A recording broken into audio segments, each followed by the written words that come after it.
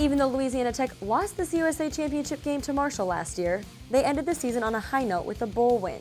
The Bulldogs defeated Illinois in the Zaxby's Heart of Dallas Bowl and finished the season 9-5. 14 starters from last year's team returned, including running back Kenneth Dixon. Dixon ranked second in CUSA history for scoring 28 touchdowns in a single season, 22 rushing and 6 receiving. In addition, 3 starting wide receivers returned, which is good news since there will be a new guy playing in the pocket. Former Florida quarterback Jeff Driscoll will step in for last year's quarterback Cody Sokol. On the defensive side of the ball, 6 returning starters are back, including safety Kentrell Bryce. Even with all the experience back, head coach Skip Holtz says it's still important to make sure those not as experienced are still ready to take the field if something comes up. I think it's not just your starting 22 that give you the chance to be a conference champion, but you're going to have some depth. And I think right now we can talk about a lot of the experience coming back, but when you look behind them, there's a lot of freshmen that have never played before, and those guys are one snap away from being a starter.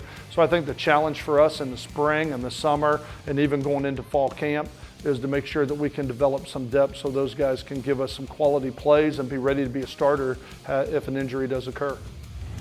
The Rice Owls ended their 2014 season with a win in their 3rd straight bowl appearance, beating Fresno State 30-6 in the Hawaii Bowl.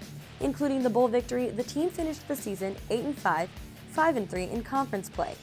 Offensively, the Owls returned 6 starters, led by quarterback Dreyfus Jackson. Jackson passed for over 2,800 yards last season and threw for 24 touchdowns, which is the 3rd most in Rice history for a single season.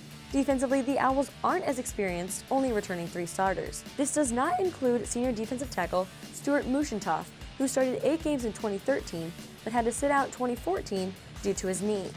Even with the youth on the defensive side of the ball, head coach David Bailiff said they started preparing for it at the end of last season, and he has confidence in his players. We played 3 true freshmen last year in the secondary.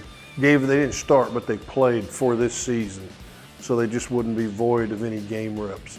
So we're young, and I'm sure we get tested early, but I think they're talented, and we have a tremendous chemistry right now where they work hard and they believe in each other, and we just have to see it goes. But I know one thing they do is their absolute best. Last season, UTEP finished the season 7-6, giving the program its first winning season since 2005. They also played for their first bowl game since 2010, facing Utah State in the Gildan, New Mexico Bowl. Although the end result of the bowl game wasn't what they wanted, the Miners are ready for another winning season. But they'll have to do so without quarterback Jameel Showers. Luckily, star running back Aaron Jones is back with 4 experienced starting linemen paving his way. Jones led the team in rushing last season, rushing for over 1,300 yards, becoming the first Miner underclassman since 1985 to lead the team in rushing in both his first and second years. Head coach Sean Kugler is confident in his team and hopes this year they can only build on the success from last year.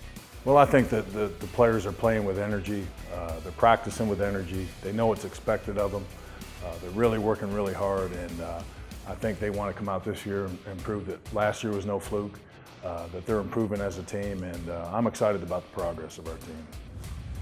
Southern Miss is continuing to show improvement under head coach Todd Monken, and the Golden Eagles appear poised to improve on last season's 3-9 finish. Good news is they have a lot of players from last year returning to be able to do that, especially on offense. The Eagles lost just 2 big offensive players, but returned all of their rushing yards from last season and most of their passing and receiving yards. This includes the return of quarterback Nick Mullins, who threw more than 200 yards in 9 of the 10 games he started.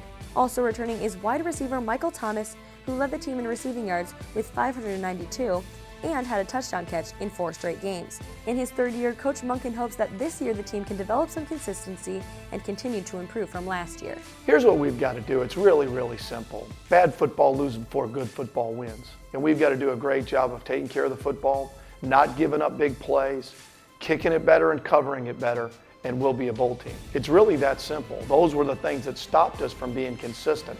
Not talent, not coaches, not an institution. It was, can we hang on to the football? Can we not give up as many explosive plays? Can we kick it better and cover better? North Texas finished the 2014 season with an overall record of 4-8, 2-6 in conference play. Even with the rough record, the Mean Green was still able to rush for more than 200 yards in 3 different games and rushed for 21 touchdowns during the season, which is tied for 8th most in school history. The Mean Green returned 14 total starters. On offense, this includes quarterback Andrew McNulty and wide receiver Carlos Harris. Harris caught 70 passes for a total of 863 yards, which is the most among returning players in CUSA. Another big returner is star kicker Trevor Moore. Only a freshman last year, Moore earned All-American honors after hitting 15 of 17 field goals and going a perfect 37 for 37 in PATs. Coach McCroney looks to turn over a new leaf from last year and prove to everyone that the Mean Green won't be a team to be taken lightly. We're going to play 12 weeks in a row with no open week. We're going to play 8 bowl-eligible teams. We're only going to have 5 home games. So the excuses are already built in if you don't want to have a good season. Or you can overcome all those things and have a memorable season, one that everybody can be really proud of. I like the latter. I like to be remembered. Bad teams are easily forgotten. Good teams, history-making teams, are remembered forever. And it's so much fun when you can accomplish those things. Our final team in the West Division is UTSA. The Roadrunners, like North Texas, finished with a record of 4-8. After returning the most starters in the FBS last season, UTSA will return just 6 starters in total this season, 2 on offense and 4 on defense. One of the 2 returners on offense is senior tight end David Morgan, who was an All-Conference USA honoree last season. He caught 20 passes last year for 255 yards and added a touchdown during the season. On the defensive side of the ball, some familiar names are senior cornerback Bennett Okacha and senior linebacker Drew Douglas. Head coach Larry Coker says his young team has their work cut out for them this season, and in order to win games, they will just need to make sure their inexperienced players are ready. Well, I think that quarterback position has to be solidified, as we said. I think that's huge for us. And as you look to, I think our offensive line, got a lot of new faces there. I think we'll be a good offensive line. Mike Markson, our new offensive line coach, has done a super job in the offseason. So I think we'll be good there, but that's going to be a real key area for us.